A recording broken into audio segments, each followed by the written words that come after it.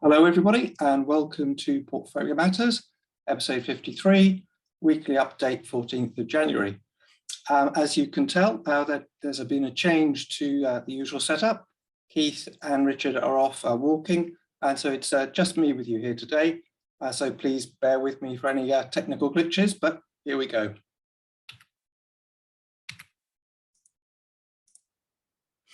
First, the disclaimer. Everything discussed during the Portfolio Matters podcast is for informational purposes only and should not be considered as investment advice. Listeners should be aware that we will be discussing securities that we own or have a financial interest in. Please do your own research or consult a professional investment advisor before making any decisions regarding topics mentioned on the show. The views of any guests we may have on the show are entirely their own, may not be representative of the views of Portfolio Matters. A full disclaimer can be found at the end. So, Stuart, what have we got for us today? Well, Stuart, I think the big issue is, of course, inflation and a very different set of opinions across the Atlantic. In Europe, the ECB chief economist said that he sees inflation falling below 2% this year and sees no need for rate hikes. This is in the context of November European inflation of 5.2% and core inflation of almost 3%. So perhaps there's a risk of, as we had before the financial crisis, of the ECB being somewhat behind the curve. In contrast, in the States, there were some massive inflation numbers, US CPI of 7%, and today, US PPI inflation of almost 10%, both numbers being year-over-year statistics. But Jay Powell at least recognized that this was a problem, and in particular, a severe threat to the jobs market. So it does look very much like the Fed is going to do something. How much they do and how quickly is, of course, a subject of a debate over very small numbers, but at least there is some movement towards raising rates in the States. So let's run through the week's economic data. Well, our long list here, European CPI inflation, as we just mentioned, coming in at 5%, a smidge more than November's 4.9%, still very high within the European context. CPI inflation of 2.6%.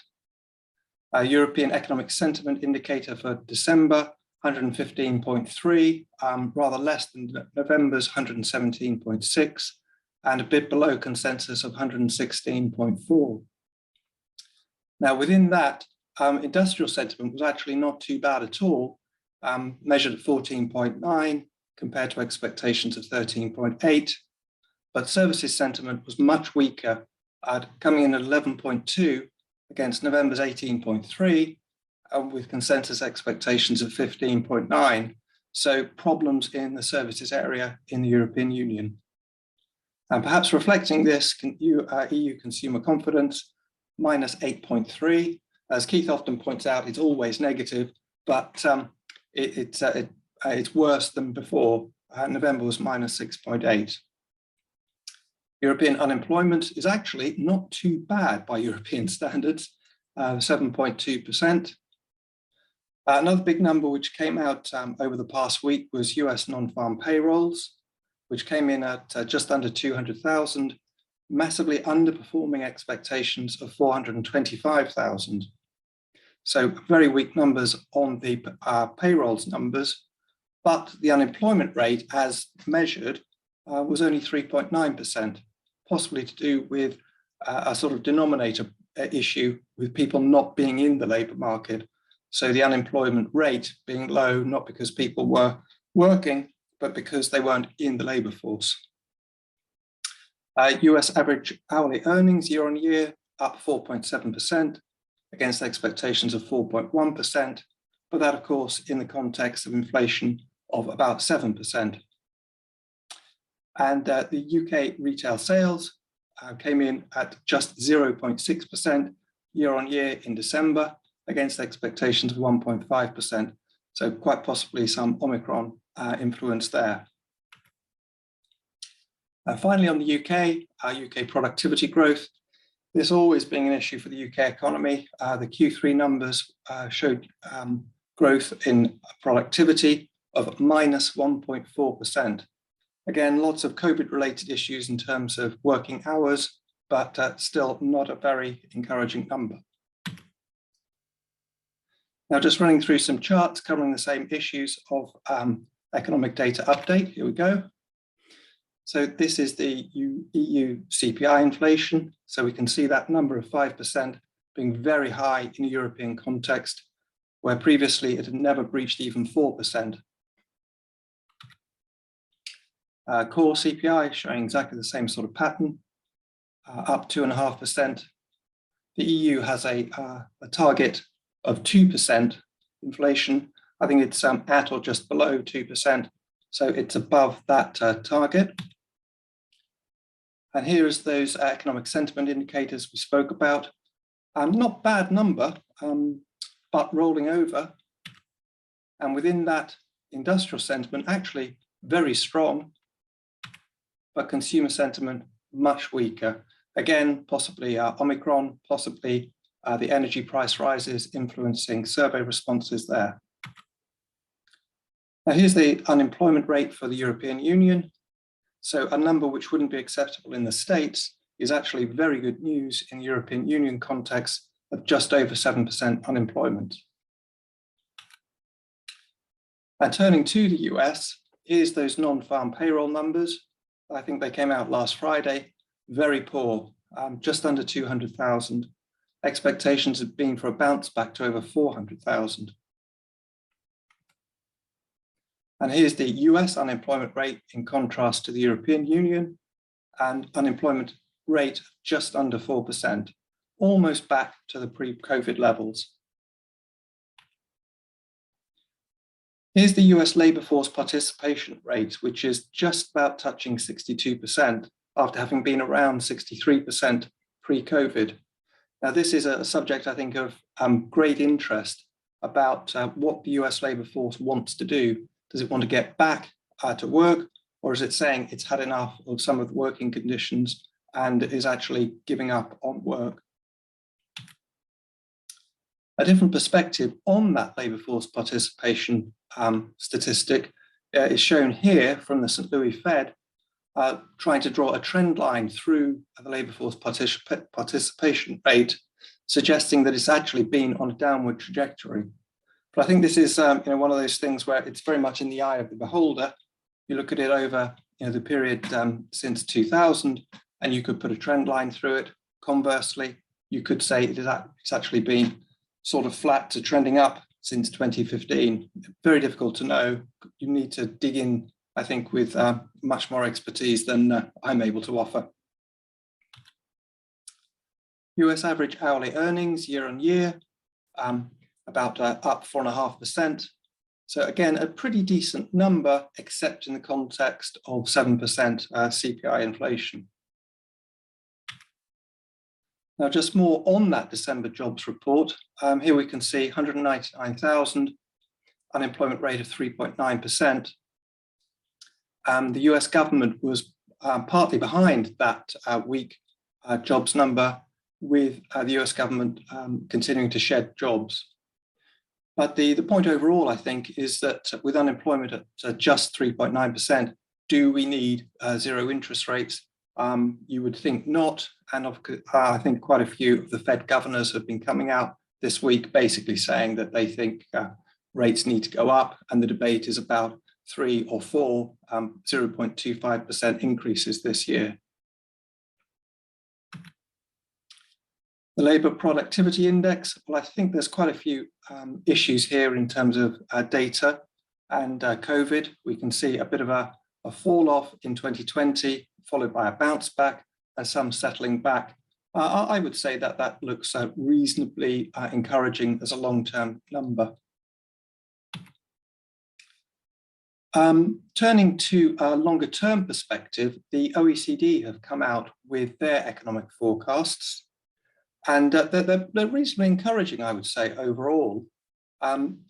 Looking at the overall world GDP, their forecasts are for 4.5% real growth in 2022, followed by 3.2% in 2023.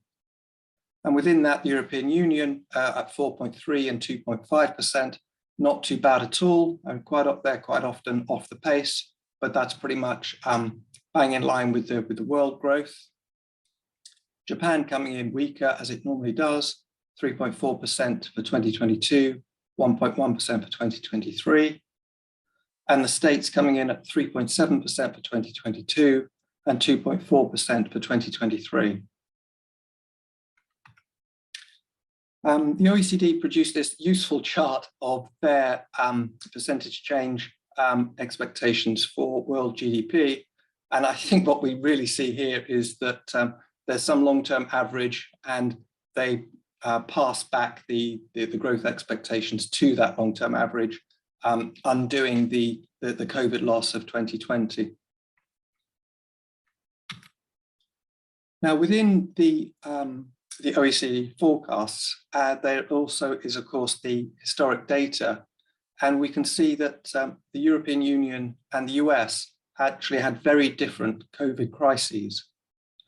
Looking at the left chart here, the blue line is the Euro area employment, and the red line is the US employment number. You can see a very different approach to job protection, where in the European Union, by and large, subsidies were given to companies to retain staff, whereas in the States, subsidies were given directly to individuals, and companies let those individuals go, so they were unemployed. In the European Union, the idea was more to keep people attached to their companies. Now, if that was the employment picture, the GDP picture was somewhat the other way around, with a steeper fall in the euro area, followed by a slightly shallower recovery than in the States, where output fell just 10% rather than 15% in the euro area, and it bounced back a little bit quicker in the States.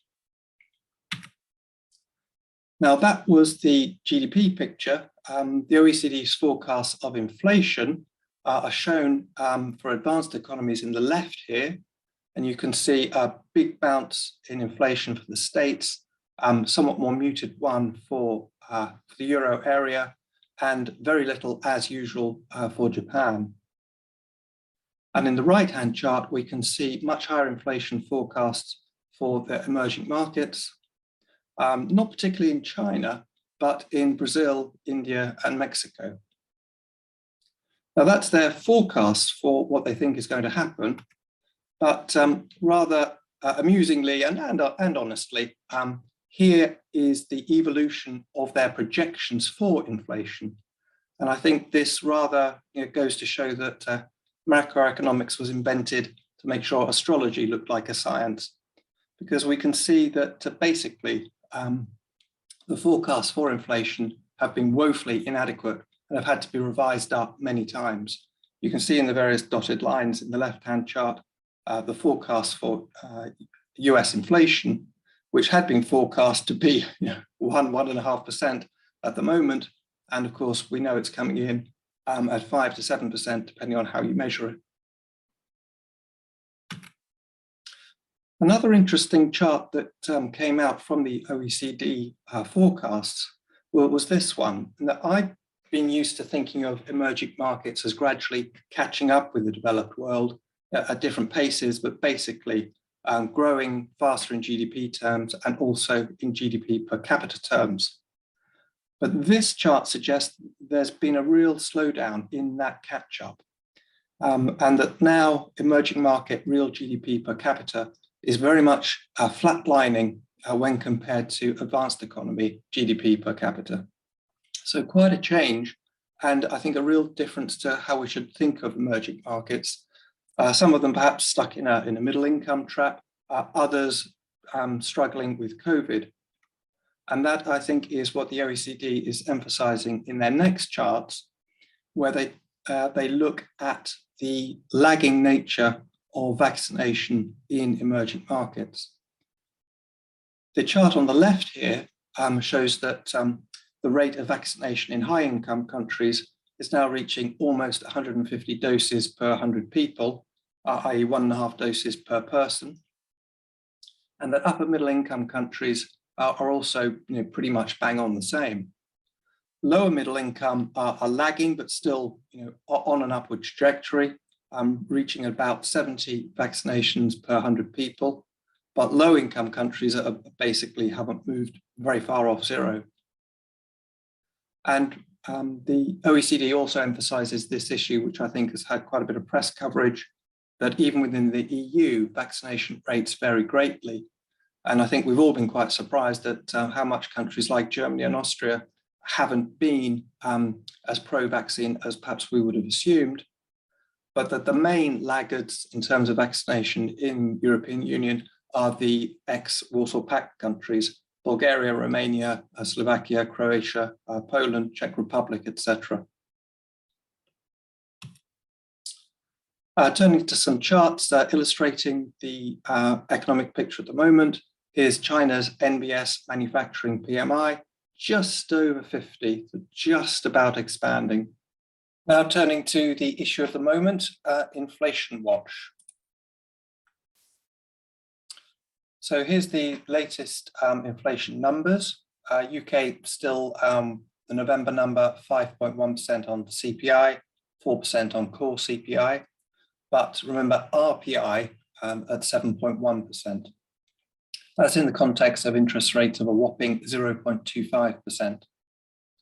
Now the US, obviously we had those numbers updated. CPI 7%, core CPI 5.5%, interest rate nil, and QE, well, they're going to be pressing the accelerator slightly less hard. It's supposed to be being tapered. European Union, 5% for December for CPI, 2.6% for core CPI. Germany, a bit above those European Union averages, coming in at 5.3% in December for CPI, 3.3% for core CPI. And Japan, as ever, very little inflation there, 0.6% year on year in December for CPI, 0.5% for core CPI.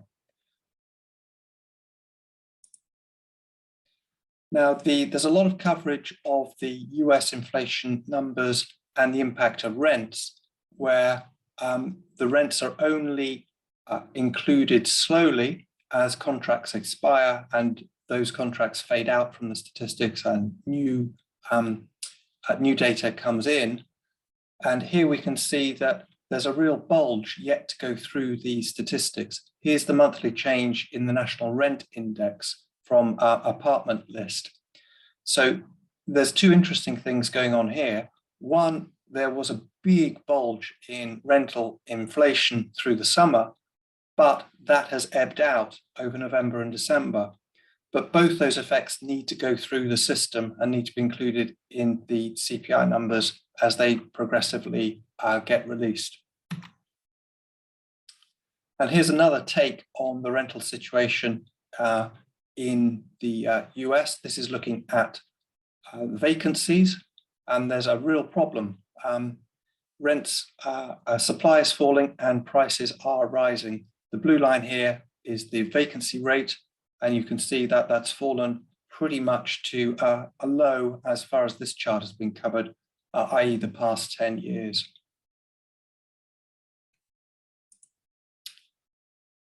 Now, here's a rather detailed chart, but a rather important set of data. Monetary conditions really are unprecedented in the States. So this data from Charlie Bilello looks at all the different times when the unemployment rate has been 3.9%, as it currently is in the States. So we've seen that first column, the different months where the unemployment rate has been 3.9%. And we can see in the third column the effective Fed funds rate at that time. Now, apart from at the moment where rates are zero, rates have been much more commonly around 3, 4, 6% even. So the fact that they are zero really emphasizes just how amazingly low they are, despite all the talk recently of 3 or 4 0.25% increases from the Fed. We can see also in the next column that at times when unemployment has been 3.9%, never has in CPI year-on-year inflation been this high.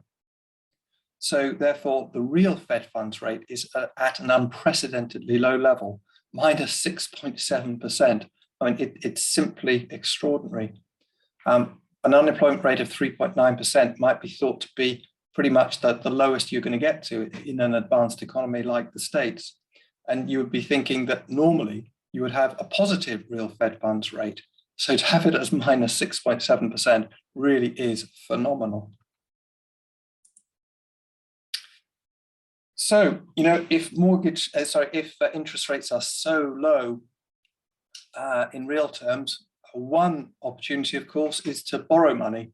And here we have mortgage finance rates, which have been rising from a low of about 1.25% to about 2.5%, but they are still very, very low. Now, as it happens, I was looking at UK buy-to-let mortgage rates the other day to see, you know, if it's still possible to borrow money at such a low rate, and it is.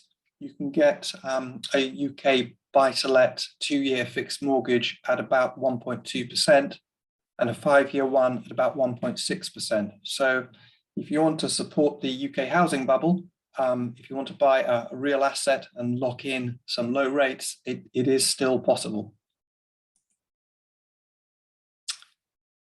Now, here's an interesting chart from John Authors from Bloomberg, looking at wage growth in different sectors of the market, sectors of the economy.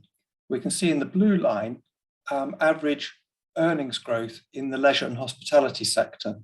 You could really see the need for labour with apparently weekly earnings rates increasing by almost 20% per year, and in the retail sector approaching 10% per year.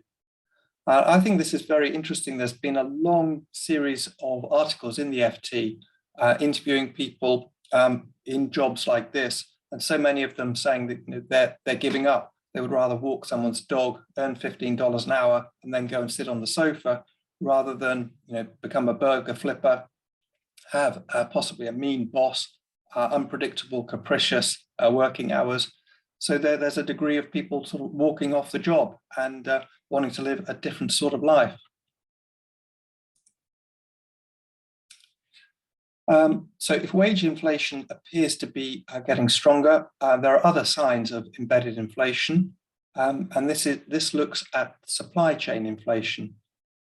Here's I think I'm going to mispronounce this one, Zenita Shipping Index, which monitors long-term container contracts.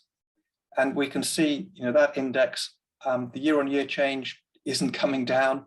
The index itself, of course, still rising very rapidly. So no sign yet of any reduction in that cause of inflation. Shipping still very expensive. Now, here is one chart which suggests just possibly that some of those supply bottlenecks might be peaking.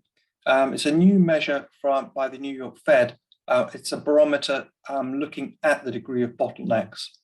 It's difficult to know exactly how it's constructed, but you can see it reached 4 standard deviations away from its average and has just begun to peak. Again, I think it would be important to really properly understand the construction of something which can produce a 4 standard deviation event. It's almost bound to come back towards the mean, but perhaps some evidence that it's not getting any worse. And I love this chart from Robert Armstrong in the FT. There have been a lot of discussion about the recent fall in growth and tech stocks, and ascribing this to a rational response to an increase in real interest rates.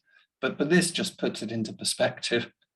It's just the blue line is the 5-year Treasury yield of TIPS.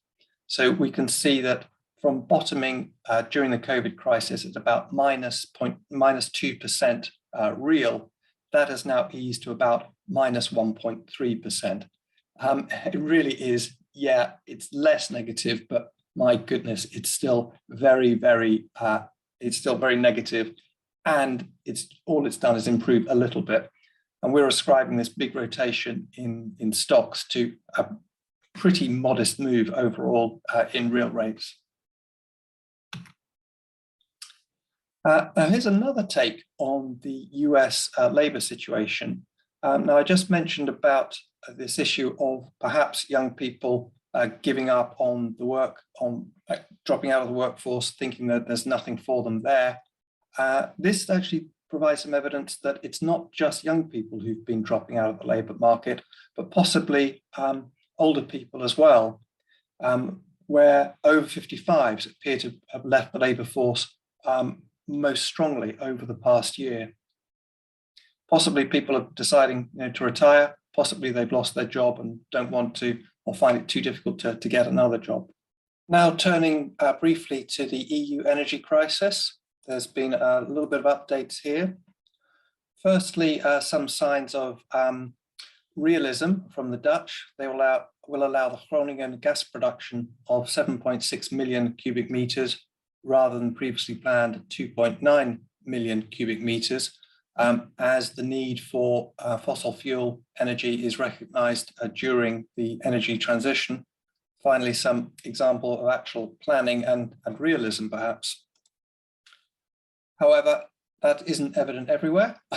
The UK has waved goodbye to a Hunterston B nuclear plant. And again, as I think Keith has pointed out in the past few episodes, there's very little evidence of any long-term plan for what the energy portfolio of the UK should be, and trusting it to markets is not necessarily the best solution, given the big decisions and the vulnerabilities that introduces.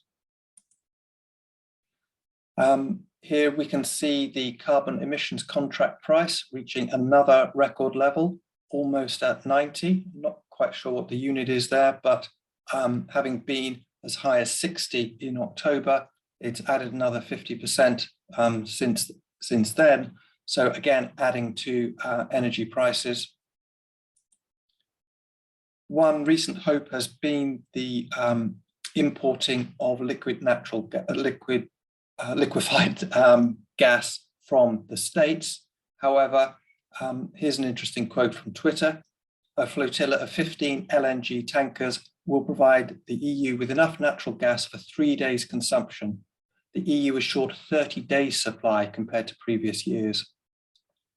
So yes, they'll help at the margin, but you're in a bidding war with Asia, and the magnitude of the issue that's got to be faced is so much larger than can be solved just by some tankers.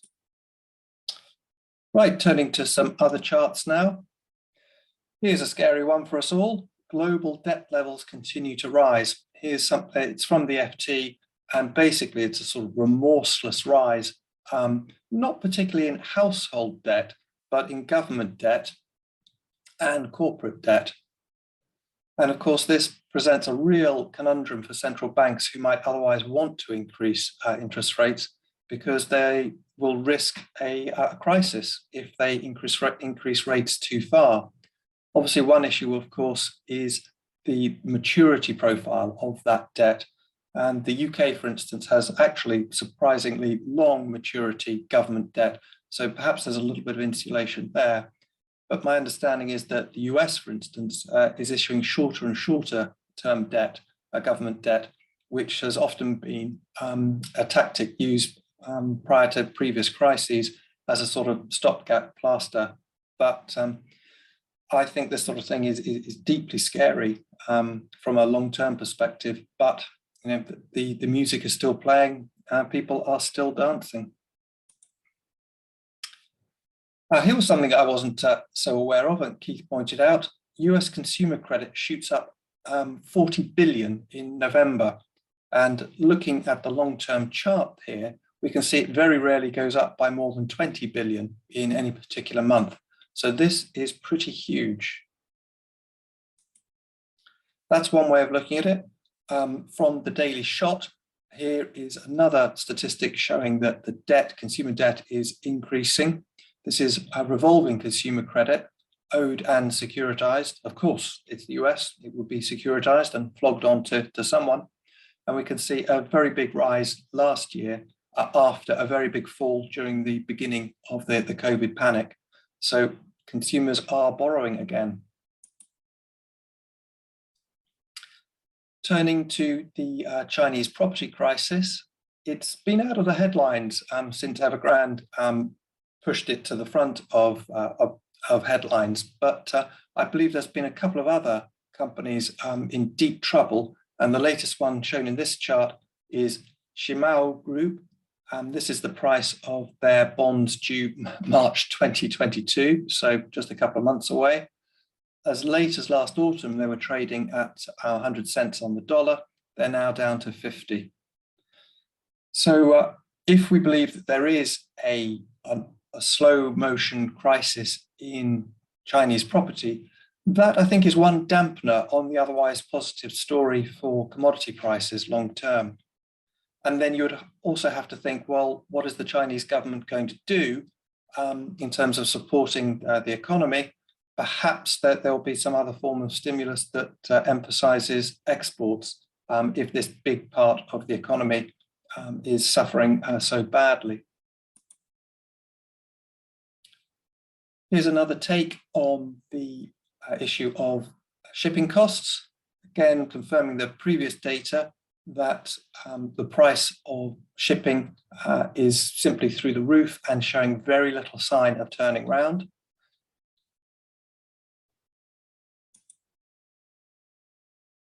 And here's another interesting chart looking at not just housing, but general construction in China. This is Chinese cement production, which after a remorseless rise through the 80s, 90s and noughties, has pretty much plateaued since 2016.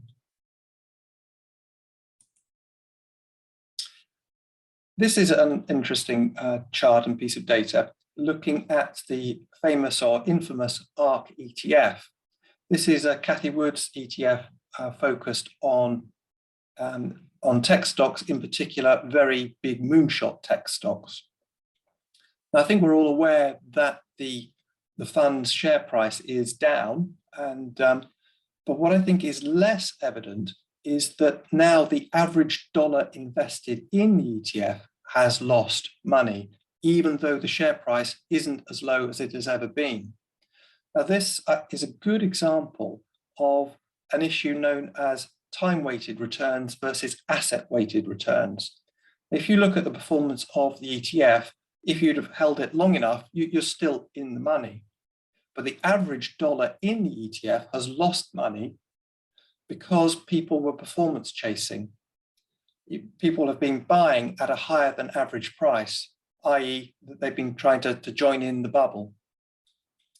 So the average dollar is now loss-making in the Ark ETF, but of course it's still a very big ETF, about 15 billion. Fees are being accrued, and I think they're at something like $300,000 per day. So someone is not losing out and someone else very much is. Turning to the perennial topic of COVID.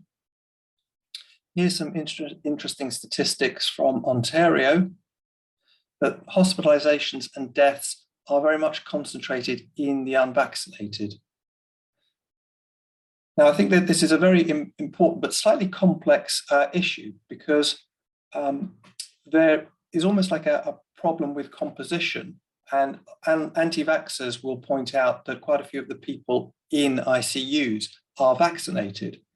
But this depends on how you perceive the size of the population that is at risk.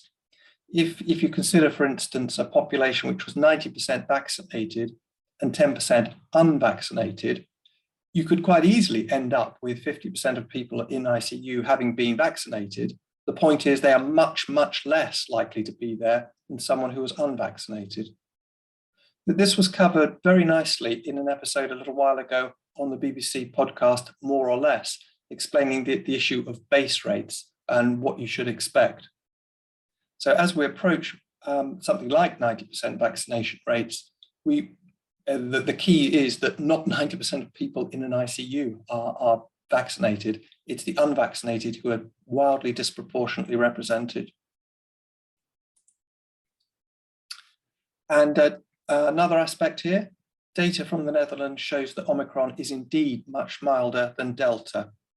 So here we have the statistics showing in the green line the number of cases going through the roof. As we all know, Omicron is very, very contagious. But hospital admissions, ICU admissions, and deaths are all remaining actually at much lower levels than during the Delta wave. So good news really for the idea that the virus is becoming more transmissible, but less lethal. Next up, here's the weekly checklist of equity markets. And the statistics here slightly surprised me because I had the impression that, for instance, it had been another bad week for tech stocks, but that really hasn't been the case. The all share is up 0.9%, so some validation for old economy stodgy stocks doing well. But Stocks Europe, however, was down 0.6%. So I think perhaps the UK's higher exposure to oil might have been helping there. The S&P is actually up 0.3% for the week, down only 1% for the year. The Nasdaq basically flat on the week, though down 3.4% for the year. Topics, Japan, 0.4% for the week, up 0.7% for the year. Bitcoin, a very dull week, only up 0.3%, still down 6% for the year, but the shakeout has not continued. The dollar has been a bit weak over the past week. So the pound is up 1.3% over the week and 1.5% for the year. The dollar, that's mainly a function really of dollar strength, dollar weakness rather than pound strength. The dollar on a broad trade weighted basis was down 1.7% over the week following those poor inflation numbers. There's been a lot of comment about the lack of breadth in the US equity market, perhaps indicating that the market was being driven by fewer and fewer stocks, and we all know the guilty suspects, the big 10. But there was some evidence at the back end of the year in December that there was an increase again in breadth. So it's not quite the simple story of a reversion and a shakeout in the dodgy tech stuff that I'd been hoping for. There is, though, at a broad level, a reversion back to value and away from growth. And we can see in the dark blue and the light blue lines here that that's playing out in both US and Europe, that the value stocks are outperforming growth stocks. However, I would say that a bit like the chart on real interest rates, if you extend the time period, this rebound in value is a very small degree unwinding of the long-term underperformance of value. There's still an awfully long way to go if you believe in some mean reversion of the value versus growth. Turning to energy commodities now. A very good week for oil, now trading at $82.70 compared to about $80 last week, so up about 4% on the week, 10% on the year. I wasn't able to get some statistics on natural gas. I don't think it's been too horrific a week. We'll have a look at the chart for that in a second. Coal, however, another extraordinary week, up 8.6% just on the week, and now 23.5% increase year to date. Uranium also up over the week, 2.4%, making the year to date rise 6.5%. So here's a look at the oil market, oil price. We can see after a period of weakness at the back end of last year that it has rebounded up to the low 80s. And some ideas for oil exposure: Jadestone Energy, Petrometad, Capricorn Energy, i3 Energy, and then more familiar names: BP, Shell, Exxon, Hess, Harbour Energy, and Advance Energy. I would also say there's an ETF available of the US energy sector. That's the way that I've played this. I've always preferred the US majors compared to the European ones because I think they'll be less subject to ESG pressures.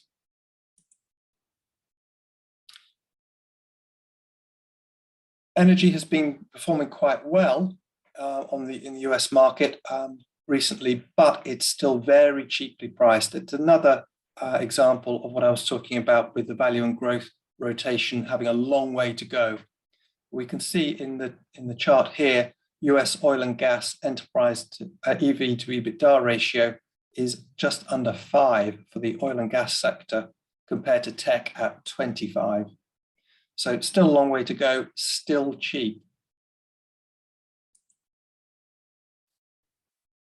And here's some data showing employment in the US oil and gas sector.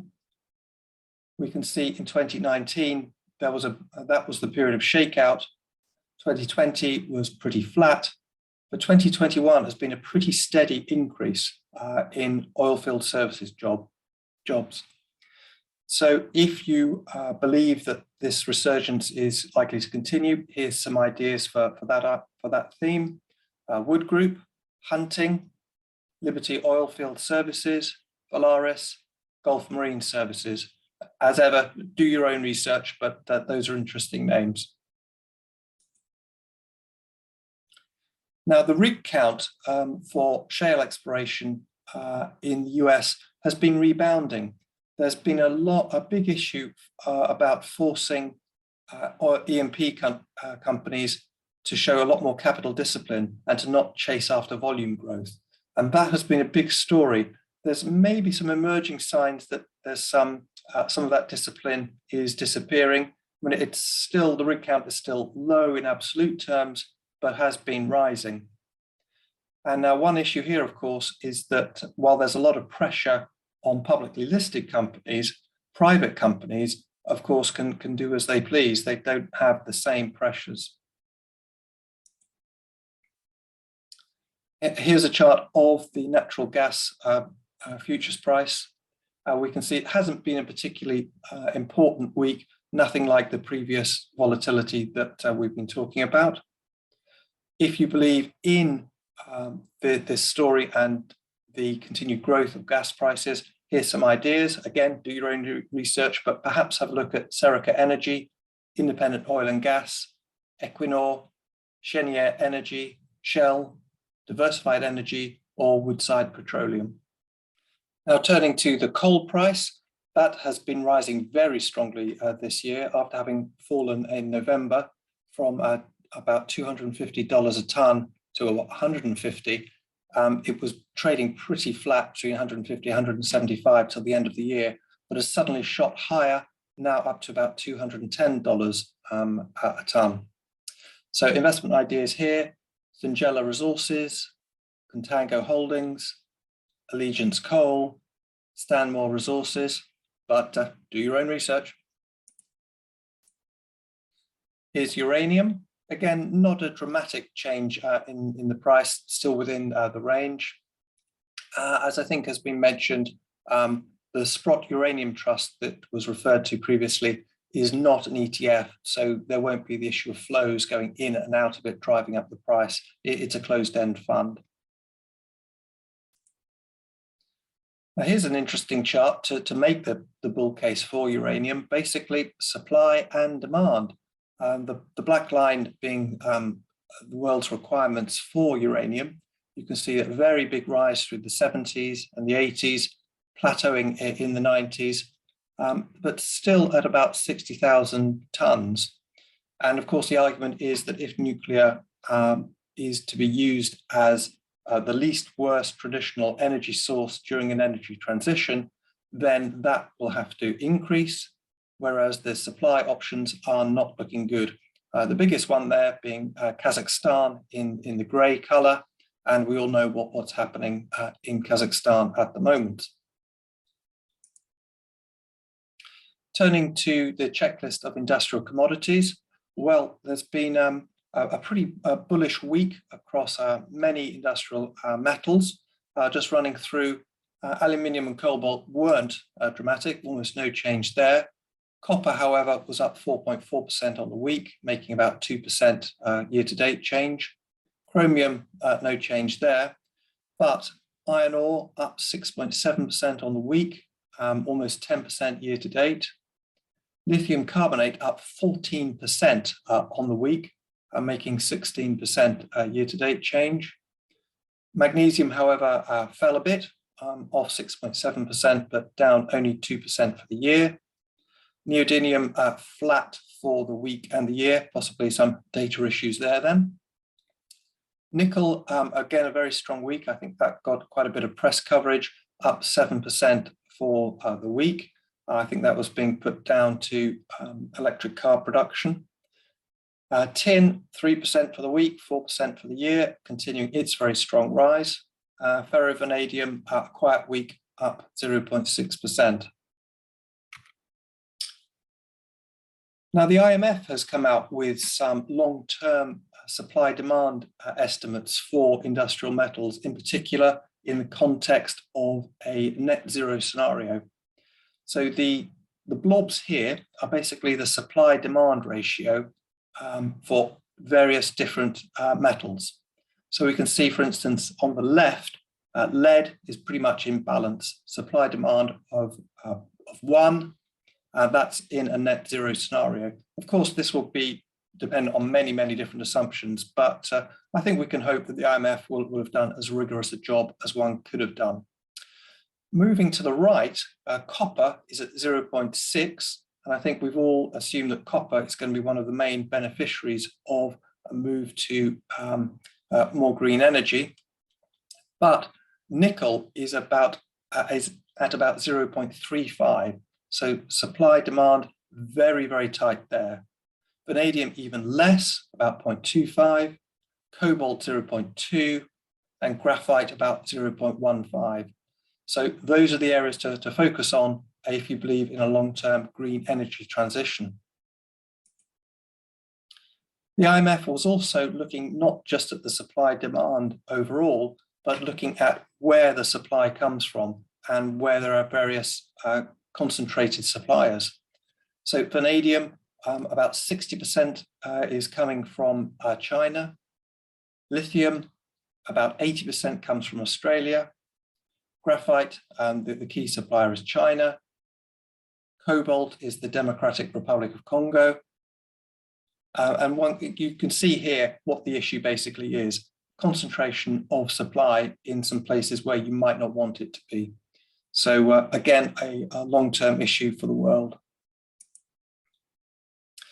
Turning to some charts for industrial metals. I've taken the liberty of extending out the time scale of almost all of these charts wherever possible, partly because I'm so unfamiliar with the long-term picture here that I thought it'd be fun to see what the recent rise in these prices looks like on a very long-term historic basis.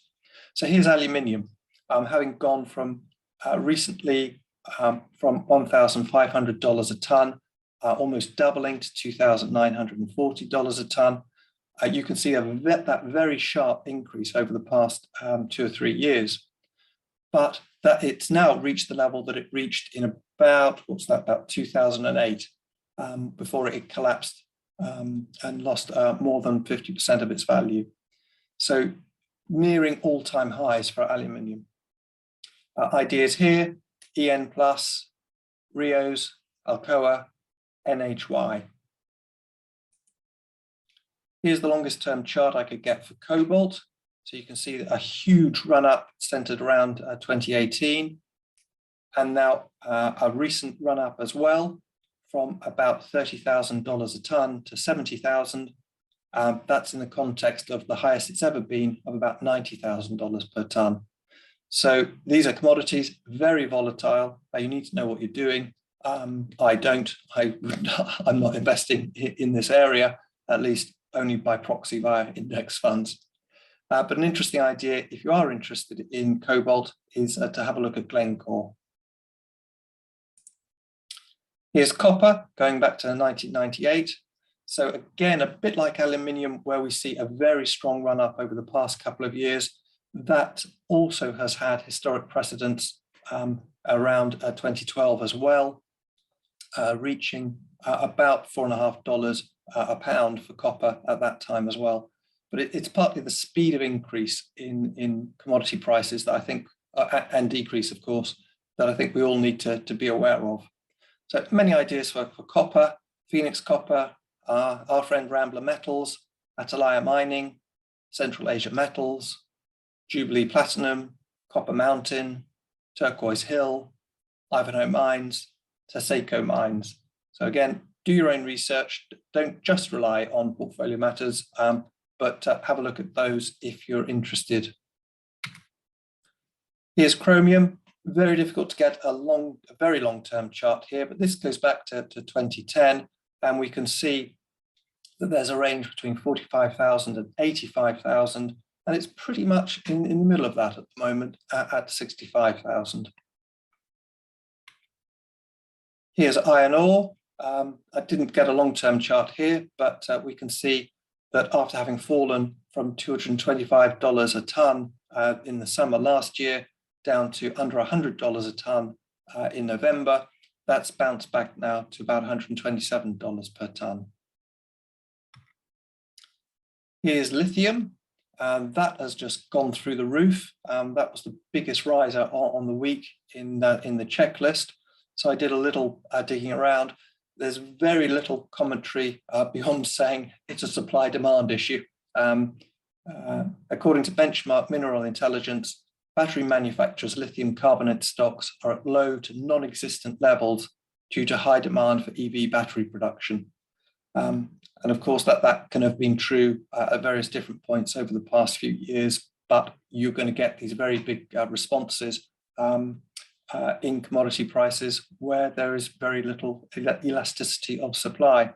So that has just gone through the roof from 100,000, I think that's yuan per ton, tripled over the past 6 months to over 300,000 yuan per ton. Here's magnesium. Now this was quite a chart.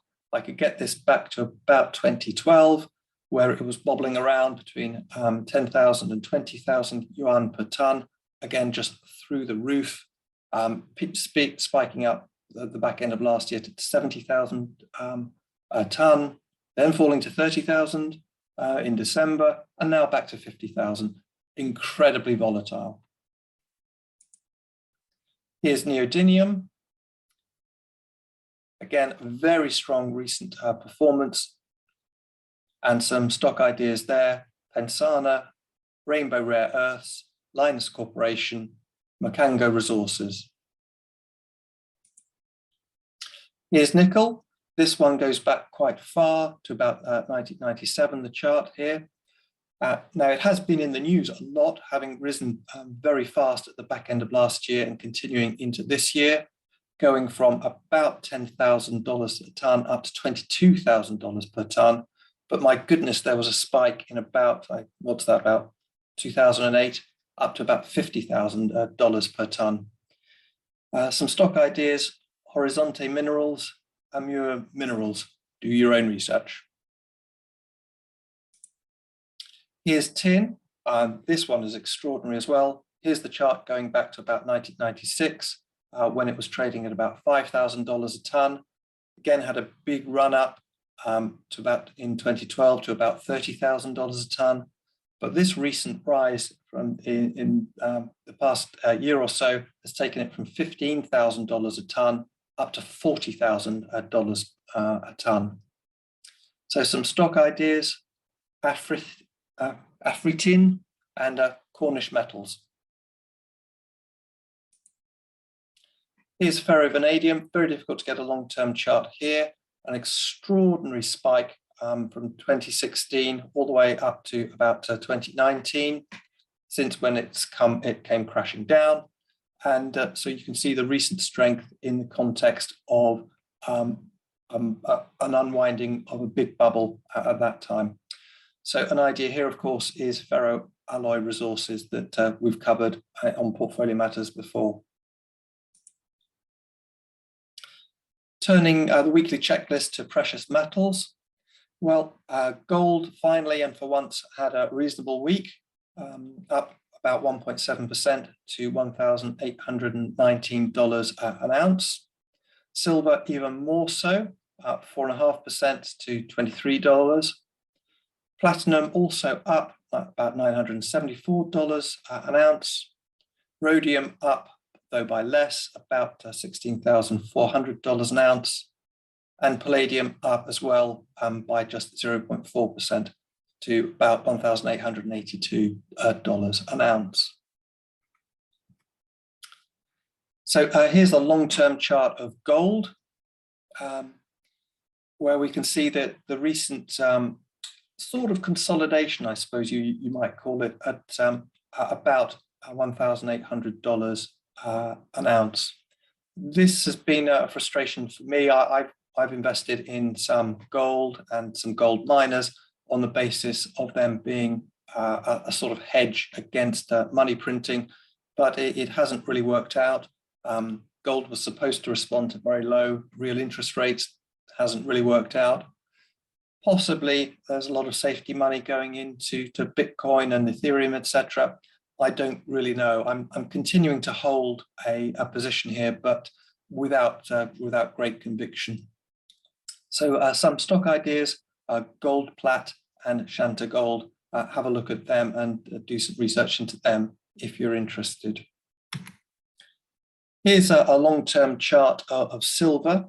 I was really hoping that this chart would be able to go back to the infamous squeeze by the Hunt brothers on the silver market in the early 80s.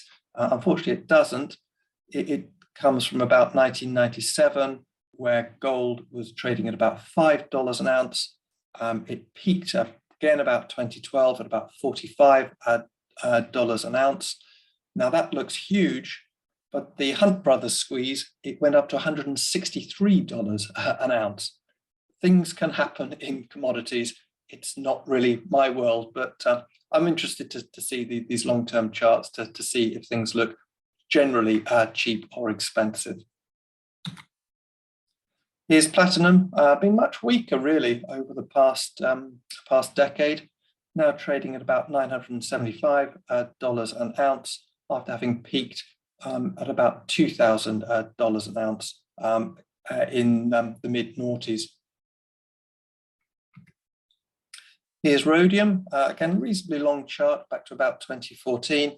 You can see this extraordinary run up from about $1,000 an ounce to $30,000. That having come back to under $15,000 and recently having spiked to about $16,000 an ounce. So some stock ideas there: Sylvania Platinum and Jubilee Platinum. Here's palladium, a decent long-term chart here going back to about 1996, which puts into context the recent weakness in the palladium price, unwinding the past few years run up, but still in the long scheme of things being a fairly elevated price. Now here's the weekly checklist on yields and rates. So UK base rates are, of course, unchanged on the week, still at the very low level of 0.25%. And the US Fed funds rate still under 0.1%, though with so much chatter that this will be increased in March. I think that's close to being a done deal. There was some weakness across the board in UK rates. 5-year rates came down from about 0.98 to 0.94, UK 10-year from about 116 to 111, and similarly at the 20-year and 30-year level. The monitor for a possible euro crisis, that had some interesting moves during the week. The Greek 10-year yield was up by about 14 basis points to 1.52%. But conversely, the Spanish 10-year, they used to be grouped roughly together, is only at 0.6% and was actually down on the week. So perhaps some evidence of differentiation and risk aversion via that increase in Greek yields, but not in Spanish yields. Now, Keith has mentioned on the show the past few times, who on earth owns all these bonds? And it's a question that I suffer from as well. It seems such low yields in the context of such high inflation and inflation risk into the future. Now, I'm absolutely no expert on this, and I would really welcome comments from people who are familiar with the fixed income world. But just digging around, I was trying to think, well, look, who owns these? Now, obviously, the local central banks will own a good chunk. The Fed buying US debt, for instance, or the ECB or the BOE or the BOJ. Of course, there are other central banks around the world owning other countries' bonds, and you could argue they're reasonably price insensitive. They're holding their reserves, country reserves, and they need to diversify, and so to some extent they're forced buyers. Of course, there are mutual funds that own fixed income. And another area which I hadn't quite appreciated was regulated banks. And now, if the rules state you must own a certain amount or a certain percentage of your balance sheet in certain quality bonds, then again, you become a price insensitive buyer. Now, I believe that was the route, that sort of repression and forcing banks to hold fixed income, which was part of the post-Second World War financial repression. And perhaps there's some element of that going on in the banking sector. So anyone who really knows about this subject, it would be very interesting to hear from. Now, the chart here was the outlier to me. When I started in this industry, I was used to something like a 60-40 equity bond pension fund allocation. And my goodness, it's drifted from that.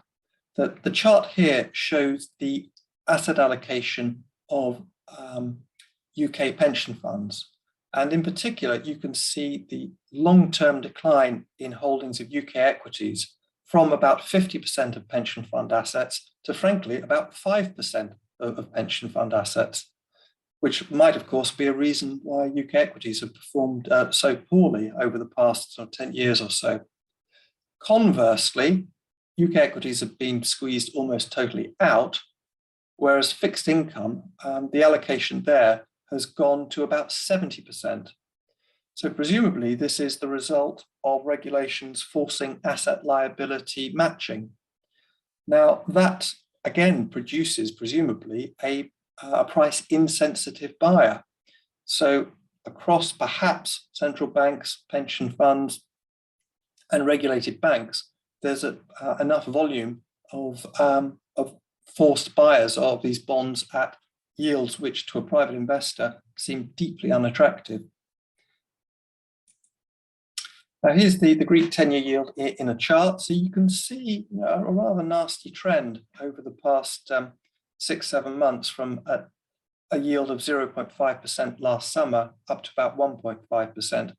Not in itself, obviously, a very high rate, but the direction of travel does not look good. The Italian 10-year yield showing a similar, but slightly less pronounced tendency. Again, having been at about 0.6% last summer, now at about 1.4%. Here's the UK 10-year gilt. Again, I tried to find very long-term charts to put things into context. Yes, yields have been rising a bit over the past 6-7 months, but my goodness, they are low in the context of history and also in the context of UK inflation. Here's the US 10-year yield, 1982, well over 15%, now 1.5%, down by a factor of 10. Here we go with the very topical seasonality chart, excuse me.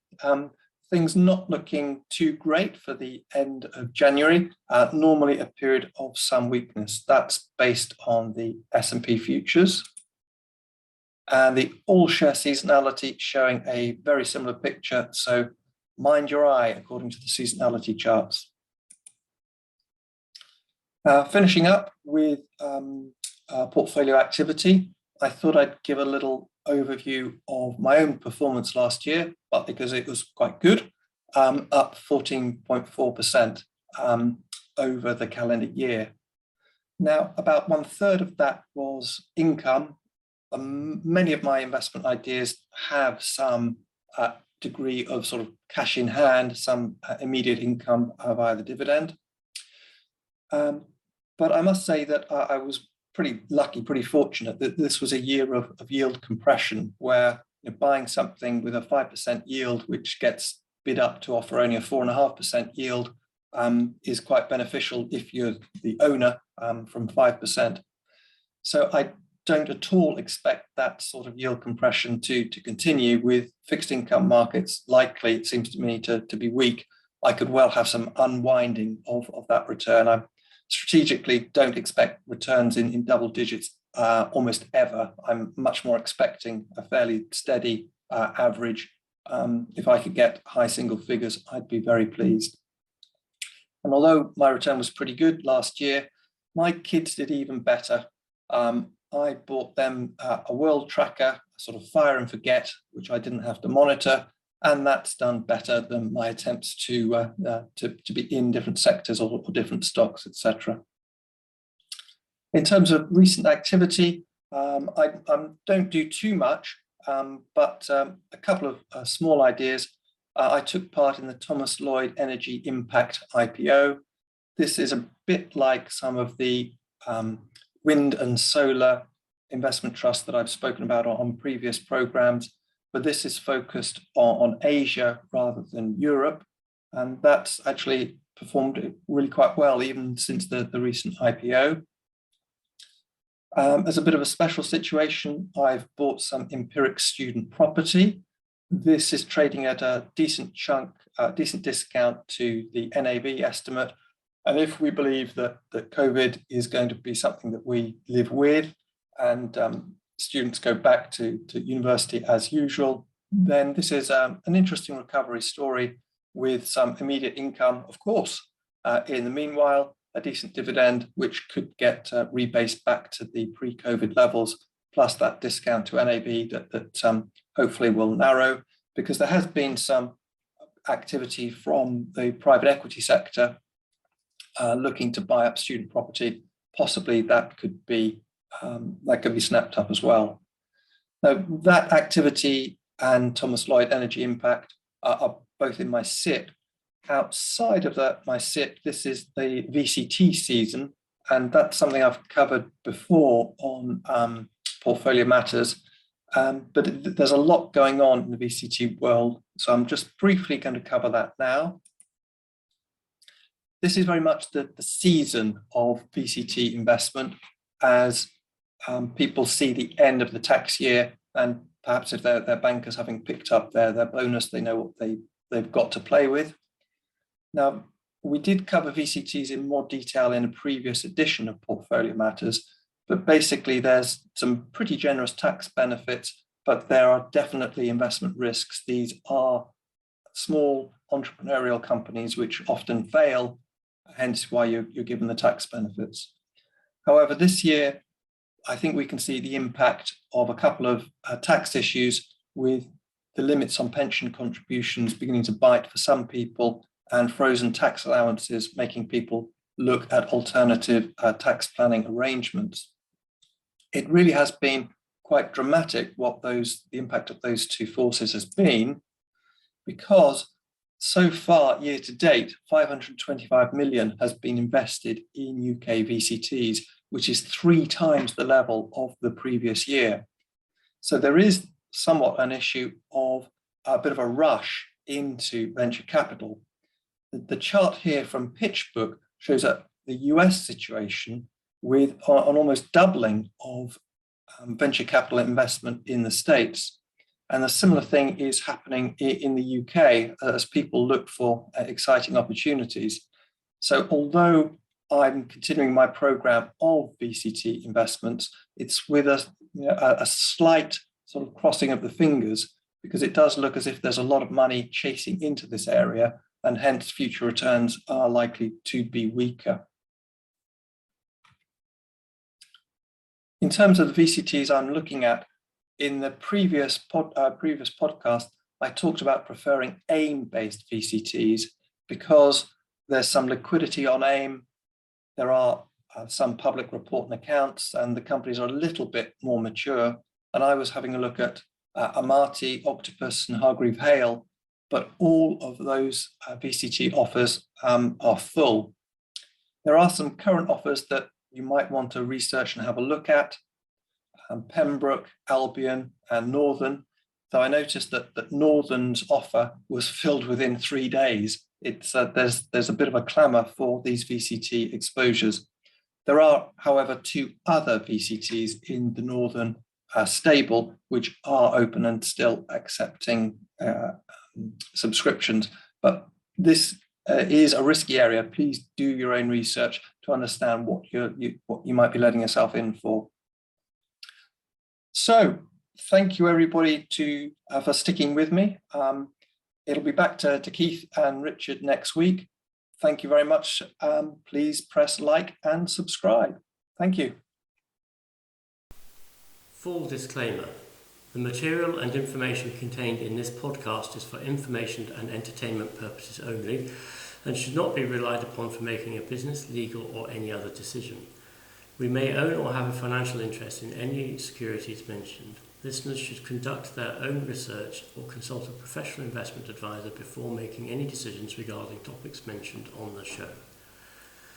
Whilst we endeavour to ensure that the information presented on the show is correct, we make no representations or warranties of any kind, express or implied, with respect to the podcast and website or to any information, products, services or related graphics discussed or presented in the podcast or website.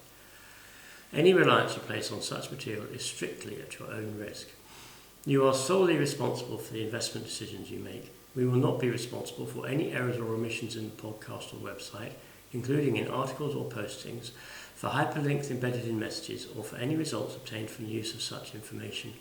Nor will we be liable for any loss or damage, including consequential damages, if any, caused by a reader's reliance on any information provided by the podcast or website.